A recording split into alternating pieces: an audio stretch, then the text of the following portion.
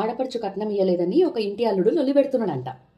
అసలు ఈ ఆడపడుచు కట్నం అని ఎవడైతే కనిపెట్టిండో వాననాలి పట్టుకొని. వీళ్ళకి కట్నం ఇచ్చుడే ఎక్కువ, ఇచ్చింది మూసుకొని తీసుకోకుండా ఆడపడుచు కట్నం కావాలి, ఇంట్లో కుక్కపిల్లకి కట్నం కావాలి, ఇంట్లో ఎదుటోళ్ళకి కట్నం కావాలి, ఇంటి పైన వాళ్ళకి కట్నం కావాలి అనుకుంటా కూర్చుంటే ఆ పిల్ల తల్లిదండ్రులైనా ఏడికలు తీసుకొస్తారు పైసలు. అంటే మీ డిమాండ్స్ని మొత్తము ఫుల్ఫిల్ చేసుకుంటూ పోయి రోడ్డు మీద కూర్చోవాలా ఆ పిల్ల తల్లిదండ్రులు? సరే మీ ఏడుపు ఎందుకులే అని చెప్పేసి ఆడపడుచు కట్నం మీకు ఎంత కావాలో అంత ఇచ్చిర్రే అనుకుందాం. పోని ఇచ్చిర్రు కదా, హ్యాపీనెస్ ఉండదు, ఇంకా సాధించాలి, ఇంకా రాబట్టాలి, పండగలకి రాబట్టాలి, బర్త్డేస్కి రాబట్టాలి. అంటే వాళ్ళు పుట్టినప్పటి నుంచి, అంటే వాళ్ళు జాబ్ తెచ్చుకున్నప్పటి నుంచి సంపాదించిన డబ్బులు మొత్తము మీ ఇంటికి పెట్టుకొని ఉండాలన్నమాట. అప్పుడు కానీ మీకు తృప్తి ఉండదు. పోనీ మంచి చూసుకుంటారా నీ కోడల్ని? చూసుకోరు. ఏదో ఒక విధంగా సాధించాలి, దాన్ని ఏదో ఒక విధంగా హింసించాలి.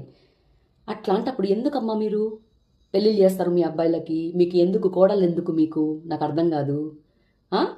మీ ఇంటి పిల్లని మాత్రము ఇంకొక ఇంటికి కోడల్ని చేసేటప్పుడు ఆడపడుచు కట్నం కావాలంటే ఎక్కడో కాలుతుంది మీకు. మీరు మాత్రం మీ కోడల నుంచి ఎక్స్పెక్ట్ చేయొచ్చు. కట్నం తీసుకునేవాడు గాడిద అనే సామెత ఉంది తెలుసా? ఆడపడుచు కట్నం తీసుకునేవాడు అడ్డగాడిద. ఆడపడుచు కట్నం అంట గడ్డిగుడ్డేం కాదు.